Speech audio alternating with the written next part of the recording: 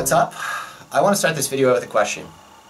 Do you believe that there are countries in the world, cities, states, provinces, that are doomed to experience disaster after disaster by virtue of just where they're located? I think that the answer is yes, and I'm going to endeavor to prove that with this video. I have actually got a book here that I haven't read yet, but I have watched the documentary. It's called Strategic Relocation, and it's a pretty fascinating subject.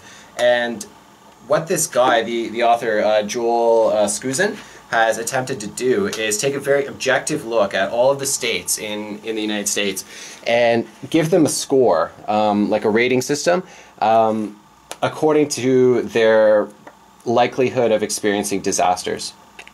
And he says that there's safer places to locate than others. And he's actually encouraging you to relocate. Like, look at this, Idaho has 5 stars. So apparently it's one of the best places to live to avoid catastrophes. And I would assume that California, if I can find it in here, is much more disaster prone by virtue of the fact that it's in a coastal area. There's earthquakes, maybe it's very expensive to live there, like lots of, there's restrictive gun laws. He's got a whole list of criteria here that feeds into that score. So I'm thinking about that today in the context of what's going on in the Philippines. I mean, if that was to receive a rating from the author, I would assume it would be 1 star or 0 stars out of 5. Extremely risky, dangerous place to live. And I'm going to focus my discussion on what's happening in the Philippines right now, because I'm very concerned about it. And this is not a knock against the Filipino people.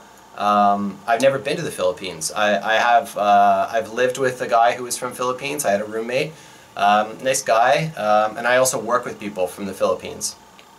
And what I'll say about the people is that they're extremely hardworking.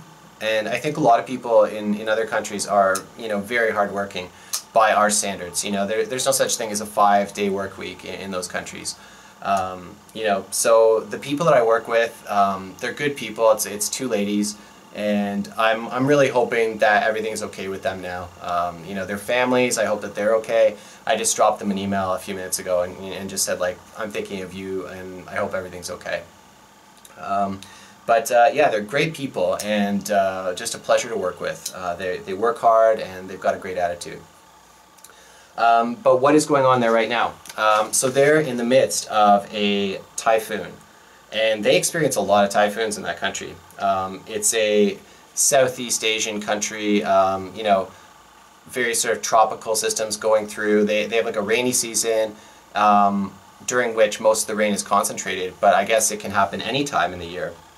So what happened just recently is Typhoon Yolanda, and they also call it I'm not sure I'm going to pronounce this right, but Haiyan.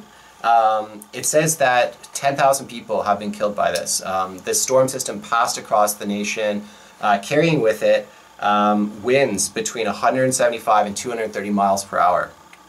That's crazy. The storm system was 500 miles wide.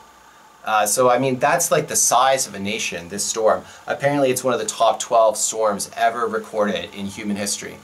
Perhaps there was larger storms before we had the instruments to track them, but of all the storms ever recorded, it's one of the top 12. And it hit the nation very directly. So 10,000 dead, that's an unbelievable number, and I predict that that number will rise. With all of these disasters, I find what happens is the death totals start out very low, dozens dead, feared it's going to be in the hundreds, and after sort of the dust settles, then you can really take assessment of what the damage has been, and that's unbelievable to me. It's very difficult to contemplate. But here's the thing. Now that I've been working with a few people from the Philippines, I've paid more attention to what's going on in that country, climate-wise. I don't know about the politics, I don't know what it's like to live there and all that stuff, but I'm just saying that disaster after disaster seems to hit that country, and that's very unfortunate. And that's what leads me back to this sort of classification. Are there countries that are just doomed to experience one disaster after another? And I'm not trying to attach any sort of religious meaning to this. that's not where I want to go with this video. I'm just talking about where they're located on the globe, the weather systems, the patterns that consistently affect those countries. So I did some digging today, and I looked into the history of disasters that have hit the Philippines, and there have been quite a few. So I'm just gonna read off a couple of them here.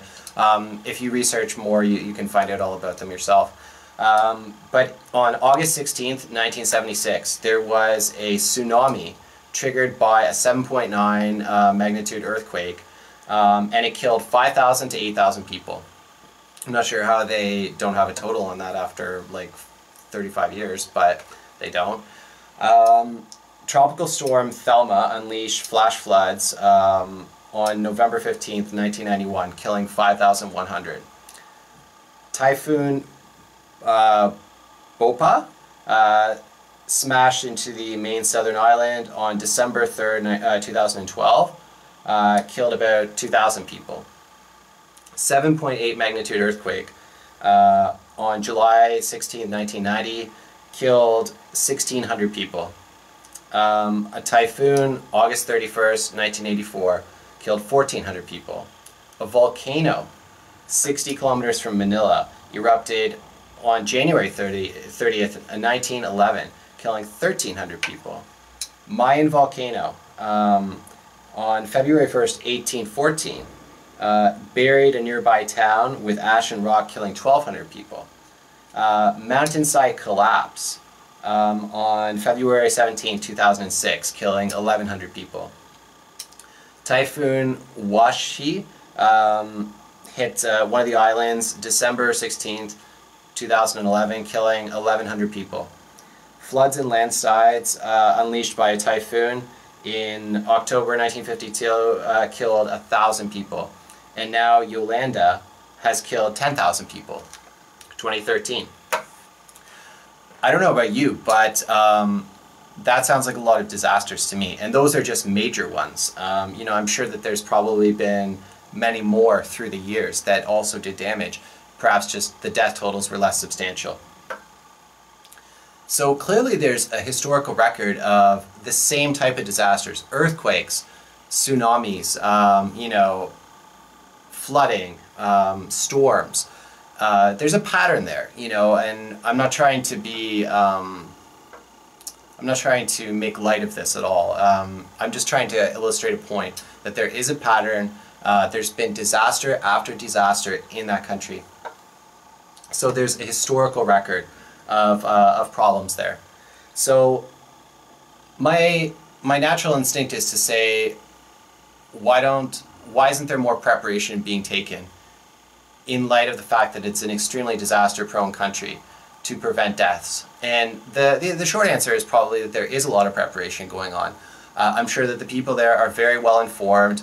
I'm sure that the government takes action as soon as that there's a storm coming. They're monitoring the trajectory of the storm. They're evacuating people from the areas that they feel are going to get hit the most severely by the storm. But in reality, there's only so much that they can do.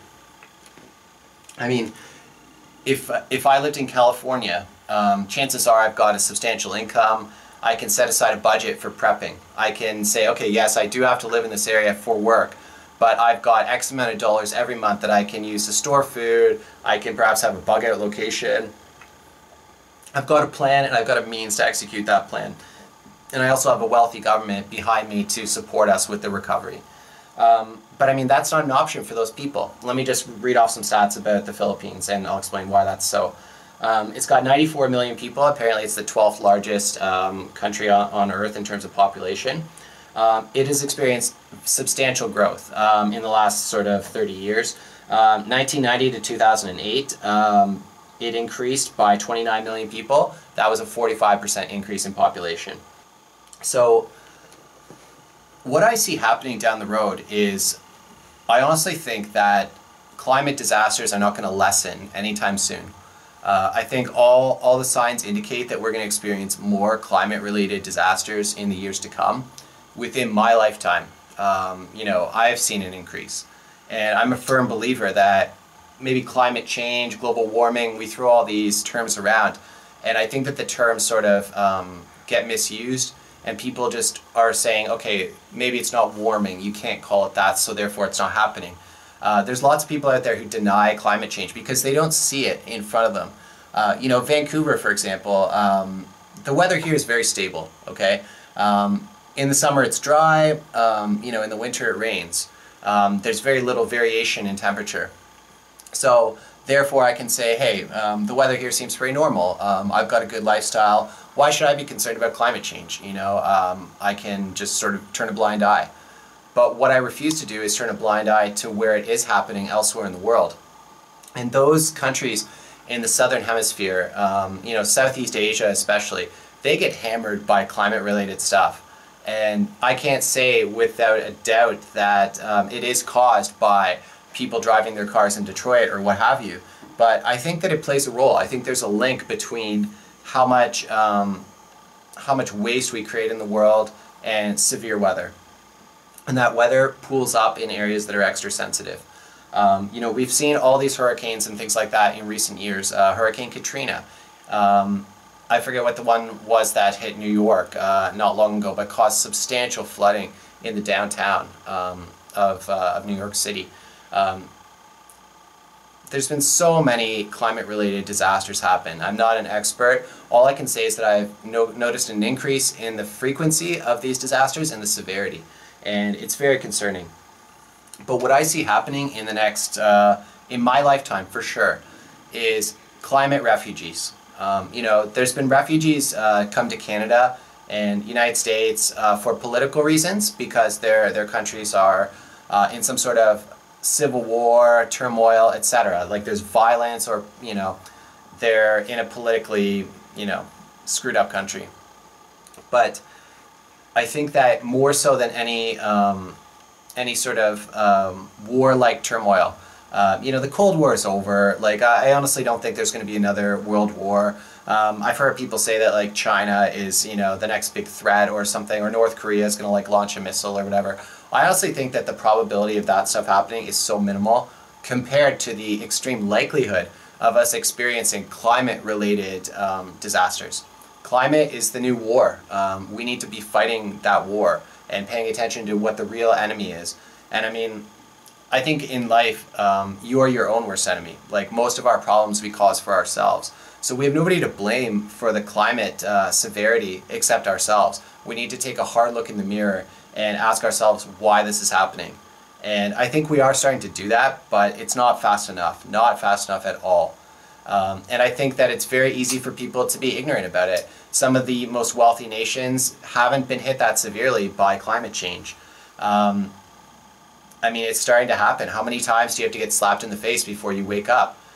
In the United States, there's been tons of climate stuff happen in recent years, and I feel like that country still hasn't woken up, and neither has my country, neither has Canada. We're even worse, honestly. But I do predict that there will come a time when countries such as the Philippines or states such as Louisiana, where New Orleans is, that those places will get tired of recovering from one disaster after another, and they'll just say, this is not economically viable, we're not willing to risk the lives of the people in order to stay in those places. Enough is enough. We just need to like cut our losses and get our people to a safer place where they're not going to die, where, you know, our property's not going to be destroyed all the time. And I think that a lot of pride gets in the way of that. You know, ideological beliefs like this is our country, this is our home, and we're going to stay here forever. And your home is your home, I get that. I don't want to leave my home either. But for the sake of my family, for the sake of my friends, for my own well-being, if I know that my home is going to get hit again and again and again by disasters, I'm going to do everything I can to relocate, strategically relocate. But I honestly think that a country like Canada, with you know, one of the smaller populations probably on a when you compare it to a geographical scale. We have one of the largest countries with one of the smallest populations. We have space to take in refugees from countries like the Philippines. You know, we have so much land space here, very few people.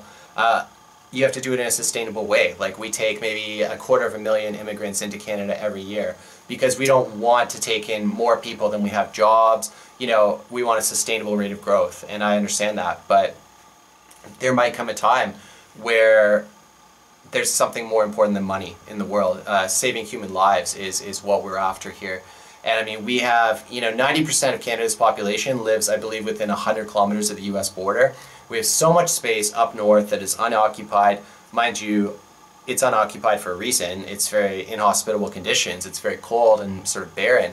But I mean, the fact is we could accommodate a much larger population than we have.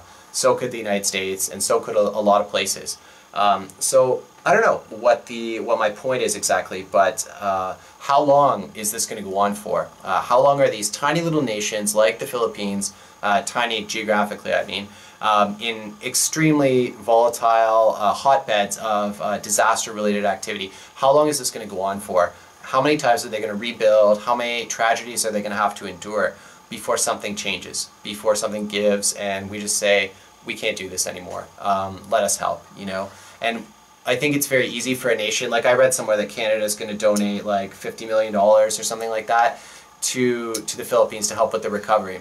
But money can't recover lives. Money is less important than human lives. And it's just very sad that this country has to experience one tragedy after another.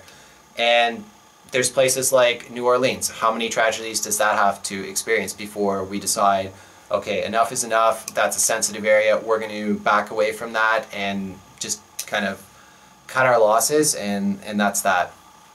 I'm a big proponent of sort of pragmatic solutions, not ideological solutions. I live in reality, not in fantasy land. I can't say in good conscience, we're going to stay in this city no matter what, because there's a history here. It doesn't matter how many people die or how much money it costs to rebuild that city again and again, we're just going to stay here. I think that that's foolish, and it's very unfortunate for the people that live there. So my thoughts go out to the people in the Philippines, especially my colleagues. I hope that it's not as bad as feared, and I don't know, I hope that it never happens again and that we learn from it, and that's all I can say. Let me know what you think. Thank you for watching.